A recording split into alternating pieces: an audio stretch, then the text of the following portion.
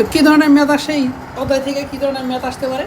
Math আসে হইতেছে ধরো এরকম দিল HCl H2SO4 তারপর HNO3, হ্যাঁ বলা যায় HCl হচ্ছে 0.5 মোলার 10 মিলিলিটার, এটা হচ্ছে H2SO4 হচ্ছে 0.25 মোলার 30 মিলিমিটার, এটা বলে দিল 0.1 মোলার কত 40 মিলিলিটার।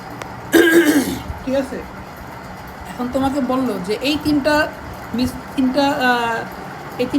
অ্যাসিডকে যদি আমরা তিনটা দ্রবণকে আমরা যদি মিশ্রিত করি একসাথে, তিনটাকে যদি একটা পাত্রের ভিতরে মিশ্রিত করা হয় তাহলে মিশ্রিত দ্রবণের পিএইচ কত হবে? প্রশ্ন করলো মিশ্রিত দ্রবণের পিএইচ কত হবে, বুঝছো? তখন এগুলা কীভাবে করবা? আগের কোন নিয়মে করবা? কোন নিয়মে? যেই নিয়মই হোক বলো, আমাকে বলো কীভাবে করছো। মূল সংখ্যা বের করে তাই তো ঘনমাত্রা বের করে, হ্যাঁ এটাই তো পিএইচ মানে কি? পিএইচ মানে হইতেছে মাইনাস লগ অফ চতুর্থ অধ্যায়ের নিয়মটি ফলো করলে হাইড্রোজেন আয়নের ঘনমাত্রা, তাই না? হাইড্রোজেন আয়নের ঘনমাত্রা, তো হাইড্রোজেন আয়নের ঘনমাত্রাই তোমার লাগবে। আলটিমেটলি তোমাকে হাইড্রোজেন আয়নের ঘনমাত্রাতেই যাইতে হবে, ঠিক আছে? এখন আমার মতবাদ কি সেটা দেখো। আমি বলি ঠিক আছে, দেখো এখানে তিনটা অ্যাসিড আছে, ভিন্ন ভিন্ন তিনটা অ্যাসিড, এবং তিনটার ঘনমাত্রা ভিন্ন, আয়তন ভিন্ন। তো আমরা যখন মিশ্রিত করে ফেলবো তখন মোট আয়তন কিন্তু চলে আসবে কত? 80 মিলিলিটার কিন্তু এসে পড়বে মোট আয়তন, 80 মিলিলিটার, অথবা হচ্ছে 0.08। তো তিনটার লাগে তিনটা ঘনমাত্রা বেরোবে ভিন্ন ভিন্ন। দাঁড়াও খেয়াল করো, হ্যাঁ তিনটা যোগ করলে তো আবার চেঞ্জ হয়ে যাবে না ঘনমাত্রা? ওটাই তো মেন ঘনমাত্রা। কোনটা মেন ঘনমাত্রা? চেঞ্জ হওয়ার পর যে ঘনমাত্রাটা হ্যাঁ সেটাই তো আমাদের বের করতে হবে, কথা হচ্ছে যে একটা কিন্তু এক এক রকম। একটা হলো HCl থেকে তুমি একটা হাইড্রোজেন পাবা, H2SO4 থেকে কি একটা পাবা? এখান থেকে দুইটা পাবা, বুঝছো? তাহলে এই জায়গায় ও কিন্তু ডাবল দিবে। তারপরে HNO3 কিন্তু আবার একটা হাইড্রোজেন, ঠিক আছে? তো এখন কী করতে হবে আমাদের? আমি বলি কি, এটা কীভাবে করবা? এটা হইতেছে করবা কি, এই সবগুলো তুমি মোল সংখ্যা এনের মান বের করবা, এই সবগুলোর মোল সংখ্যা এনের মান বের করবা, বুঝছো? এনের সূত্রটা কী ছিল? এনের সূত্র ছিল হচ্ছে SV/1000, SV/1000। এই সূত্র দিয়ে তুমি সবগুলার এন বের করবা, মোল সংখ্যা বের করবা, বুঝছো? বসাও তো, এই সিএলটা বসাও।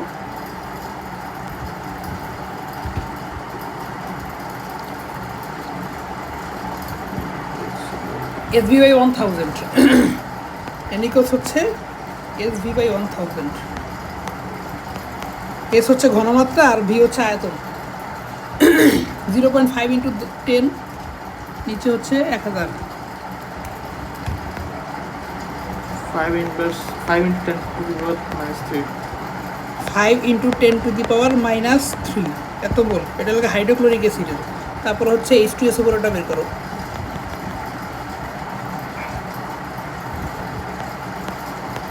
ও দেখা যায় না? 0.25 × 30, 7.5 × 10⁻3। 7.5 × 10⁻3, 3 না? 3 তো মোল। তারপরে HNO3টা বের করো, এটা 0.1 × 40,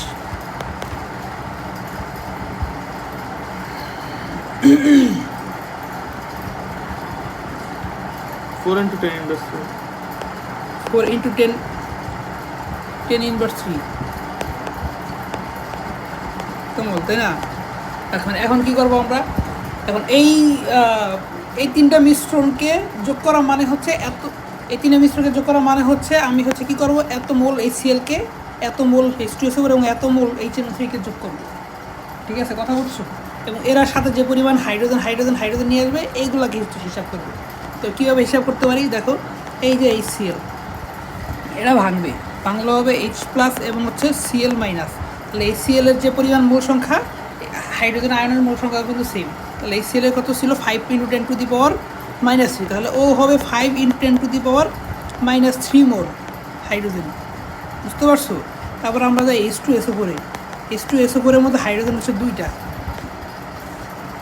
2 হাইড্রোজেন প্লাস হচ্ছে SO4 টু মাইনাস, তাহলে এটা কি দ্বিগুণ না?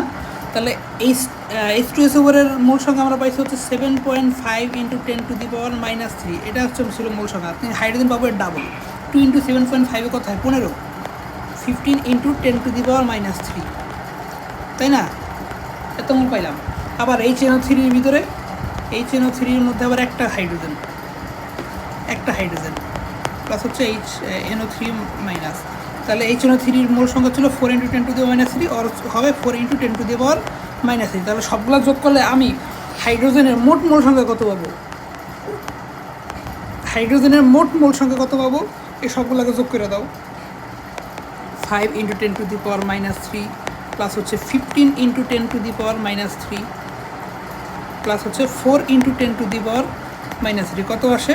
24 × 10⁻24 না লেখা লিখি 2.4 × 10⁻⁻4 -4 নাকি -2 বলে গেলাম -2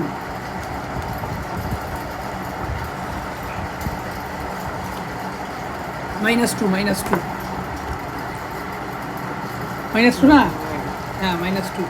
তো যাই হোক, আচ্ছা ঠিক আছে, এত সন্দেহ থাকলে আগে যেটা ছিল ওইটাই থাকুক, পরে আবার কত পাইলাম আমরা? 24 × 10⁻³ তাই না? এটা হচ্ছে এই পরিমাণ হাইড্রোজেন আয়ন আছে এবার আমাদের মিশ্রিত পাত্রের ভিতরে। তো এবার আমাদের লাগবে যেটা ঘনমাত্রা লাগবে, হাইড্রোজেনের ঘনমাত্রা লাগবে না, হাইড্রোজেন আয়নের হচ্ছে ঘনমাত্রা লাগে। ঘনমাত্রা কীভাবে বের করবো? ঘনমাত্রা মানে হচ্ছে মোল পার লিটার, বুঝছো? তাহলে উপরে মোল, নিচে হচ্ছে লিটার বা আয়তন। উপরে হচ্ছে এত মোল, এই যে 24 × 10⁻³ এত মোল, বুঝছো? নিচে হবে লিটার। কত লিটার? লিটার হচ্ছে এই যে কত পাইছিলাম আমরা, লিটার হচ্ছে এই যে এইটা 0.08 লিটার, বুঝতে পারছো? লিটারে বসাইতে হবে, কিন্তু লিটারে কপি নিতে হবে, নাহলে মোল পার লিটার হবে না। তুমি যদি মিলিলিটার নাও হয়ে যাবে মোল পার মিলিলিটার, বুঝলা কি বলছি? পুরো বল, নিচে হচ্ছে লিটার। দেখো তো কত আসে।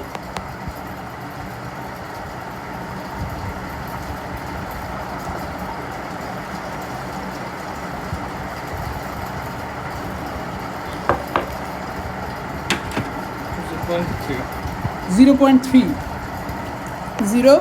থ্রি। এখন এটার পিএইচ মানে মাইনাস লগ করলে হয়ে যাবে, মাইনাস লগ হাইড্রোজেন আয়নের ঘনমাত্রা মানে হচ্ছে মাইনাস লগ 0.3 কত আসে? 0.4 সামথিং নাকি?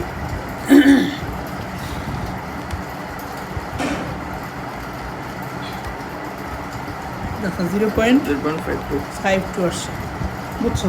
পারবো না বের করতে, এভাবে করতে হবে। আর কি ম্যাথ আসতে পারে? আর হচ্ছে বলবে যে একটা অ্যাসিড, H2SO4 একটা অ্যাসিড, এর সাথে হচ্ছে আমরা একটা যোগ করে দিলাম, সোডিয়াম হাইড্রোক্সাইডকে যোগ করলাম, এবং এই যেটা পরিমাণ দিয়ে দিল, এটা দিয়ে দিল 0.1 মোলার 10 মিলিলিটার, এটা দিয়ে দিল মনে করো 0.25 মোলার, হ্যাঁ 20 মিলিলিটার, এরকম বলে দিল, এরকমভাবে বলে দিল। এখন মিশ্রিত করার পরে মিশ্রিত দ্রবণটা কি অ্যাসিডিক হবে না, মানে প্রকৃতি কি অ্যাসিডিক হবে না ক্ষারীয় হবে, বের করা যাবে না এগুলো।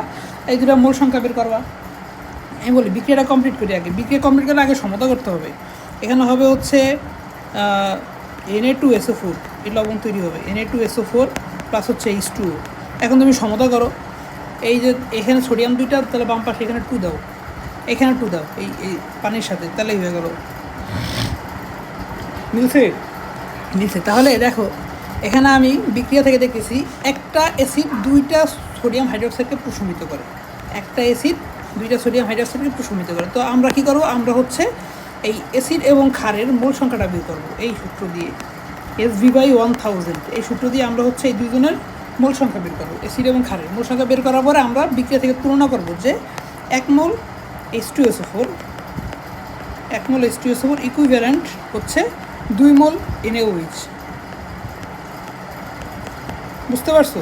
একইভাবে এই যে মোল সংখ্যা পাইছি সেই মোল সংখ্যাতে হিসাব করো। তাহলে এই মনে করো এখানে পাইছি আর কি সামথিং পাইছি 5 × 10⁻⁻, এরকম পাইছি। এরকম পাইলে এবার সাথে ডাবল, তাহলে এখানে 2 গুণ দিয়ে তারপরে লিখতে হবে 5 × 10⁻⁻, এইভাবে লিখতে হবে। এইভাবে লিখে তারপরে হিসাব করতে হবে যে কে শেষ হয়ে যায় এবং কে বাকি থাকে। যদি অ্যাসিড বাকি থাকে তাহলে পুরো দ্রবণটা হচ্ছে অ্যাসিডিক, ক্ষার বাকি থাকলে পুরো দ্রবণটা হচ্ছে ক্ষারীয়, বুঝতে পারছো? তো এগুলো করার জন্য তোমাকে মানে বিক্রিয়াও জানতে হবে, যে অ্যাসিড এবং ক্ষার মিলে যে লবণ এবং পানি উৎপন্ন হয় এটা তোমাকে জানতে হবে, ঠিক আছে। আচ্ছা, অ্যাসিডের সাথে যদি ধাতব কার্বনেট যুক্ত করা হয়, যেমন অ্যাসিডের সাথে HCl প্লাস হচ্ছে ক্যালসিয়াম কার্বনেট CaCO3, এদের সাথে ধাতব কার্বনেট যুক্ত করলে তখন বিক্রিয়া কী উৎপন্ন হবে? কী উৎপন্ন হবে?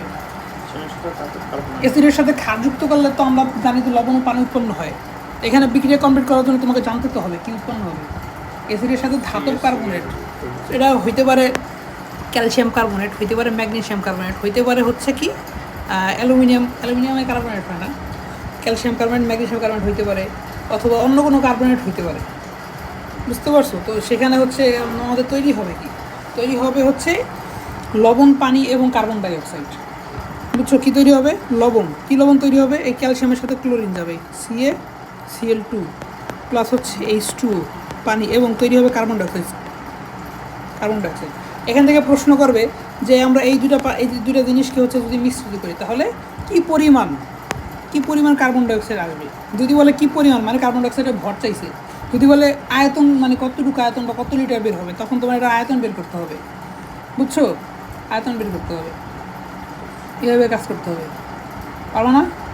আবার মনে করে বলে দিল যে কী বলে দিল যে STPতে না, বলে দিল যে 20 ডিগ্রি সেলসিয়াস টেম্পারেচারে 22 লিটার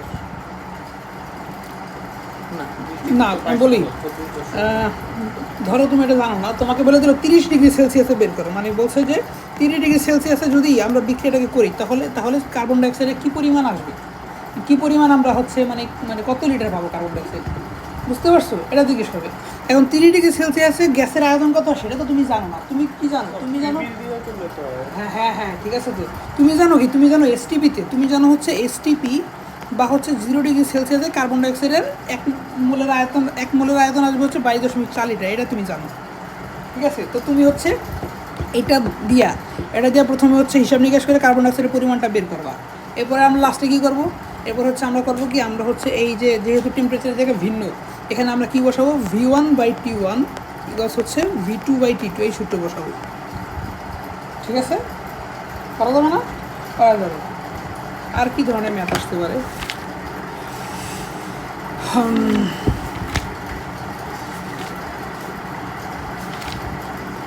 এই অধ্যায় থেকে তুমি 2টা সৃজনশীল পাবো মাস্ট। ও নির্দেশকের ম্যাথ আছে, দুইটা দিবে, মিক্স করে 2টা দিবে, নাহলে প্রথমত তো 2টা দিবে, প্রথমত থেকে 2টা দিবে, এই অধ্যায় থেকে 2টা দিবে, এটা তো শিওর, এটা শিওর থাকবে। তারপরে জৈব যৌগ থেকে 3টা পাবা প্রশ্ন, তো 3টা 2টা 5টা আর 3টা, তাহলে একটা মিক্স করে দিব। আচ্ছা, এখানে হচ্ছে আছে কি জানি বলে জারণ বিতরণ আছে, জারণ বিতরণ থেকে আসবে ম্যাথ মাস্ট আসবে। জারণ বিতরণ তোমাকে একটু ঝালাই করে দিই। এই জারণ বিতরণের জন্য আগে হচ্ছে এই যেখানে ছক আছে তোমাদের, এই ছকটা একটু দেখো, হ্যাঁ ছক আছে, তবে এই ছকে সব লাগে না, স্পেসিফিক কিছু জিনিসই লাগে। যেমন ছক অনুযায়ী কিছু কমন জারক হচ্ছে, আমি তোমাকে দেখাই দিই। জারক হচ্ছে এই যে দেখো KMnO4, এটা একটা কমন একটা জারক। তারপরে K2Cr2O7 কমন একটা জারক, বুঝতে পারছো? এবং এই দুইটাই হচ্ছে সবথেকে বেশি ইউজ হয়, এবং তুমি এই দুইটাকেই সব জায়গায় পাবা। এবং এখানে দেখো, এখানে হচ্ছে KMnO4 এর পটাশিয়াম হচ্ছে কাজের জিনিস না, ওটা হলো দর্শকায়ন। তো ওটা যদি আমরা বাদ দিই তাহলে লেখা যায় হচ্ছে MnO4-, এটা হচ্ছে আমাদের জারক। আর এই পাশে হচ্ছে Cr2O7 2-, এই হচ্ছে জারক। জারকের কাজ কি? অন্যকে বিজারিত করে এবং অন্যকে জারিত করে, নিজে বিজারিত হয়, নিজে ইলেকট্রন গ্রহণ করে। তাহলে এই MnO4 কয়টা ইলেকট্রন গ্রহণ করে? MnO4 জানি না, দেখো MnO4 গ্রহণ করে হচ্ছে 5টা ইলেকট্রন। KMnO4 থাকলে আমরা 5টা ইলেকট্রন ওকে দিয়ে গ্রহণ করাবো মাস্ট।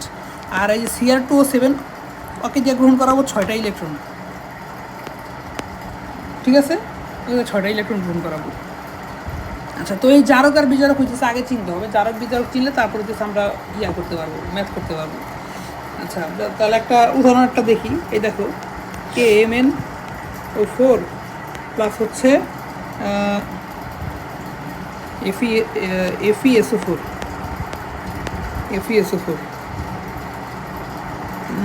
প্লাস হচ্ছে H2SO4। H2SO4 এর কথা সরাসরি লেখা থাকবে না, হয়তো লেখা থাকবে যে অম্লীয় দ্রবণ, এটা লেখা থাকবে। অম্লীয় দ্রবণ মানে এখানে সালফিউরিক অ্যাসিড আছে। H2SO4 দেওয়া লাগে। হ্যাঁ প্রত্যেকটা দ্রবণে H2SO4 দেওয়া লাগে। হ্যাঁ লাগে। তো এটা নিজেতে লিখতে বলবো। ওটা তো বললাম না যে হয়তো সরাসরি বলা থাকবে না, কিন্তু লেখা থাকবে যে অম্লীয় দ্রবণে এখানে এটা করা হলো, অথবা বলা হবে যে এই দ্রবণের ভিতরে এই অ্যাসিডটা দেওয়া হয়েছে, বা অ্যাসিডের ভিতরে আমরা এটা দিচ্ছি, এরকমভাবে বলা থাকতে পারে। আচ্ছা খেয়াল করো। তো এইরকম যদি আসে, এখন এটা জারণ মানে সমতাকৃত সমীকরণ লিখতে বলছে, বা জারণ বিতরণের মাধ্যমে বা আয়ন ইলেকট্রন পদ্ধতি, এইভাবে বলবে আয়ন ইলেকট্রন পদ্ধতি বা জারণ বিতরণ পদ্ধতি, এটাভাবে করতে হবে, বিক্রিয়া কমপ্লিট করতে হবে। তো কীভাবে করবো, এত বড় বিক্রিয়া কী কী তৈরি হবে সেটা তো আমরা জানি না, জানি না। তো এটার কিছু নিয়ম আছে। নিয়ম হচ্ছে আগে আমাদের জারক এবং বিজারককে শনাক্ত করতে হবে। তো কমন জারক যেহেতু KMnO4, তো সেই অনুযায়ী আমি চিন্তিছি এটা KMnO4 একটা জারক, বিজারক হবে কি অবশ্যই FeSO4। বুঝতে পারছো?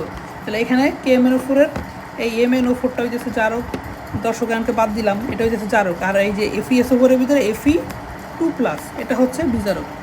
হ্যাঁ, এখন আমাদের জারণ এবং বিজারণ অর্ধবিক্রিয়া করতে হবে। জারণ অর্ধবিক্রিয়া কী হবে? জারিত হবে কি? বিজারক জারিত হবে, তাই না? বিজারক হচ্ছে Fe2+। আচ্ছা, বিজারক জারিত হবে মানে জারিত হওয়া মানে কি? ইলেকট্রন ত্যাগ করা। তো দেখো Fe2+ ইলেকট্রন ত্যাগ করে আর কিসে পরিণত হইতে পারে? আর কিসে পরিণত হওয়ার চান্স আছে? 3-তে। হ্যাঁ, 3-তে পরিণত হওয়ার চান্স আছে। আর 4, 6 এরকম কোনো আয়ন তো সে গঠন করে না। বুঝতে পারছো? তাহলে তুমি জানো যে Fe2+ হচ্ছে আরেকটা আয়ন গঠন করে 3+, তাহলে ত্যাগ করলে একটা ইলেকট্রন ত্যাগ করবে। ত্যাগ করলে হচ্ছে একটা ইলেকট্রন ত্যাগ করবে। একটা ইলেকট্রন ত্যাগ করে সে তো পরিণত হবে Fe3+-এ। Fe3+ সে পরিণত হইতে পারে।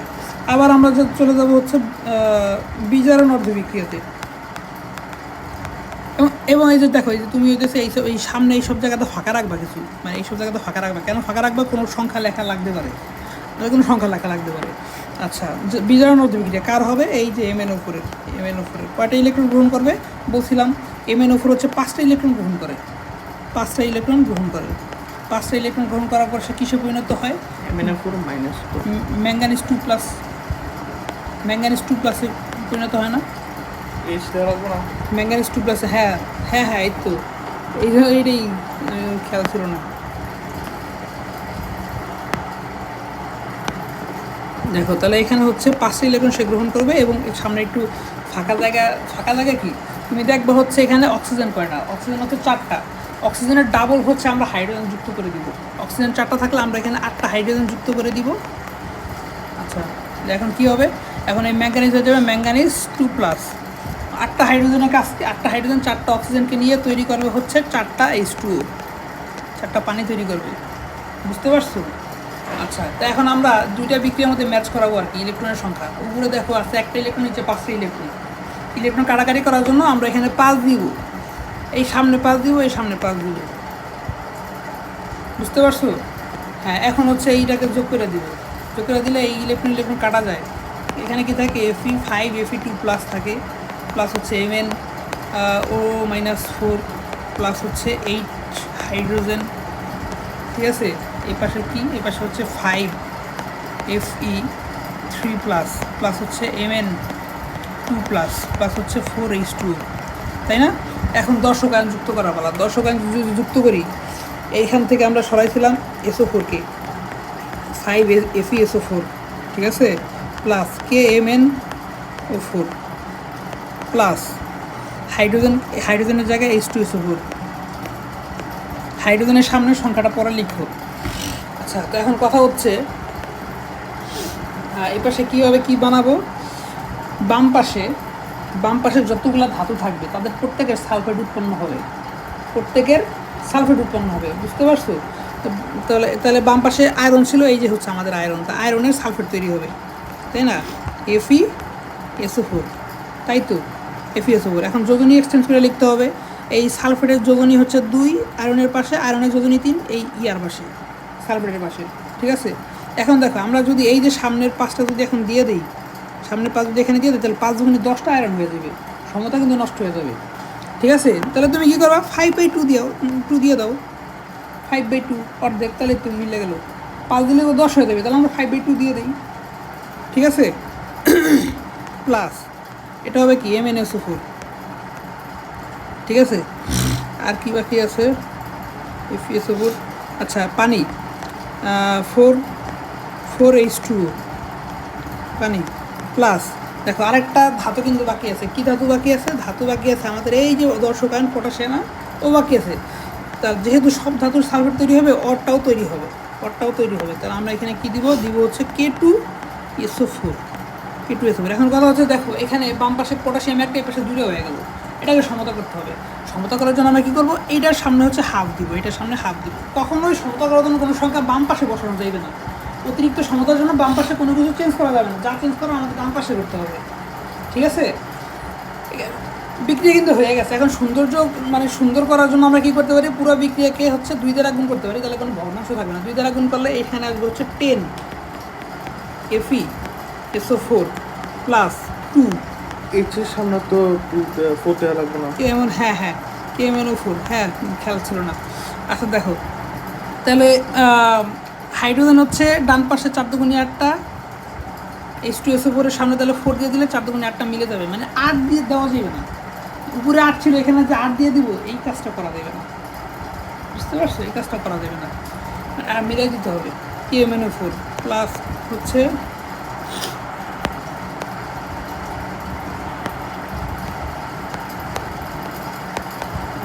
যেহেতু 2 দিয়ে রাখুন করছি 8H2SO4,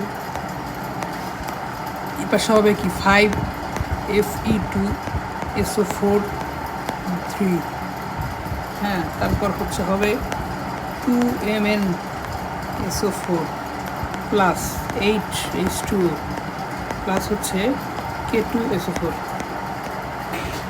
হইল। এই হচ্ছে অবস্থা। পারা যাবে না? পারা যাবে।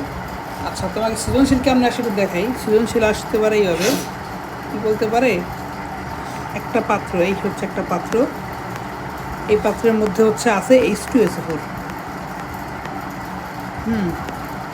আর হচ্ছে আরেকটা পাত্র দিল পাশে, এটা হচ্ছে K2Cr2O7, এটা পাত্র। আচ্ছা তারপরে বললো কি যে আমরা এই পাত্রের মধ্যে লৌহদণ্ড বা লোহার একটা খণ্ড এটার ভিতরে দিছি, একটা খণ্ড দিছি।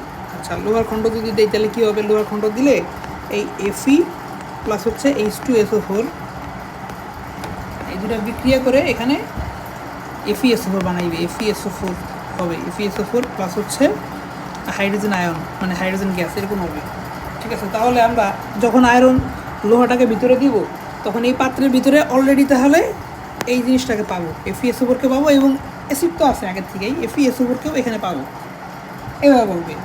আর কি বলতে পারে যে আয়রনের কতটুকু খণ্ড দেওয়া হলো, মনে করো এখানে 5 গ্রামের একটা খণ্ড দেওয়া হয়েছে আয়রনের। এবার আরও কিছু ইনফরমেশন দেওয়া থাকবে, বলবে যে এবার এই আয়রনের বিশুদ্ধতার পরিমাণ নির্ণয় করো। মানে তোমাকে 5 গ্রাম যে এখানে দিছে, 5 গ্রাম পুরোপুরি বিশুদ্ধ না। তো আলটিমেটলি আমাদের হচ্ছে ওইখানে গিয়া মানে আয়রনের পরিমাণটা বের করতে হবে, যে কতটুকু পরিমাণ আয়রন হচ্ছে। তো আমরা এটা কি করব, আমরা হচ্ছে হ্যাঁ মানে এই হইতেছে আমাদের বিক্রিয়া, মানে এই বিক্রিয়াটা হচ্ছে করতে হবে। এই FeSO4 তারপর হচ্ছে K2Cr2O7 প্লাস হচ্ছে H2SO4, এটা রয়েছে এরকম সমতাকৃত বিক্রিয়া করা লাগবে। এটা হচ্ছে সমতাকৃত বিক্রিয়া করা লাগবে। সমতাকৃত বিক্রিয়া করার পরে আমরা হচ্ছে সমতাকৃত বিক্রিয়া করার পরে কি পাবো, এত ভুলে গেছি, পাবো কিছু একটা মনে হয় পাবো, সামনে মনে হয় 6 আসবে, এইটার সামনে এরকম 6 আসবে, 6 FeSO4, ঠিক আছে, প্লাস হচ্ছে K2Cr2O7, মনে করো এরকম আসছে K2Cr2O7, এবং ডান পাশে হচ্ছে বাকি সব কিছু আছে। আমাদের ওইগুলো কিছুই দেখা লাগবে না। তোমাকে হচ্ছে এখানে কি করবে, এই যে এখানে হচ্ছে K2Cr2O7 এর পরিমাণ বলে দিবে, যে এটা হচ্ছে মানে এই এ পাত্রের দ্রবণকে প্রশমিত করার জন্য বি পাত্রের হচ্ছে এতটুকু লাগে, এতটুকু লাগে, বলবে যে 0.01 মোল 80 মিলিলিটার দরকার হয়, এটা বলে দিবে, এতটুকু দরকার প্রশমিত করার জন্য। তাহলে এখান থেকে আমরা মোল সংখ্যা বের করে নিব আগে, মনে করো এখানে পাইলাম হচ্ছে 0.05 মোল পাইলাম, হিসাব করে দিয়ে কত আসে, মানে SB/1000, এটার সাথে এটা গুণ করো 8/1000 না, 0.008 আসবে, 0.008 আসলো না, 8 into 10 plus 4. হ্যাঁ 0.08.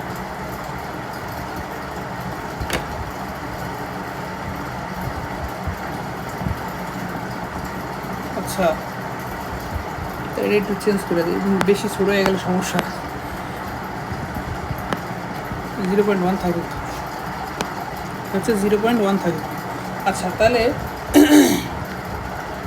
তাহলে দেখো এখান থেকে মনে করো আমরা পড়ার এই জিনিসটা হচ্ছে মোল সংখ্যা পেলাম 0.008, এই 0.008 মোল হচ্ছে দরকার হয় এই পাত্রের দ্রবণটাকে হচ্ছে প্রশমিত করার জন্য, ঠিক আছে, মানে ইয়া করার জন্য, জারিত করার জন্য দরকার হয়, এরকম বলে দিছে। তাহলে আমরা এখন এখান থেকে কি হিসাব করবো, সমতাকৃত বিক্রিয়া থেকে আমরা হিসাব করবো যে দেখো 1 মোল পটাশিয়াম ডাইক্রোমেট প্রশমিত করে 6 মোল FeSO4কে, ঠিক আছে। আমরা কি হিসাব করবো, আমরা বলবো যে 1 মোল K2Cr2O7 এটা হচ্ছে ইকুইভ্যালেন্ট কত হয়, 6 মোল FeSO4 বা 6 মোল Fe2+ আয়ন। কোনো সমস্যা আছে? একটা FeSO4 থেকে আমি একটাই Fe আয়ন আয়ন পাই, তাহলে 6 মোল থেকে আমি 6 মোলই পাবো। কোনো সমস্যা আছে? কোনো সমস্যা নাই। তাহলে আমরা এখান থেকে এখন হিসাব করবো কি 0.008 মোল, এটার ইকুইভ্যালেন্ট কত আসবে 6 × 0.008, তাই না, এত মোল Fe2+, ঠিক আছে। দেখো কত আসে, কত মোল আসে দেখো দি, 6×8 = 0.048 আসবে, তা মিথ্যে করতে পারি, এত মোল Fe আসলো।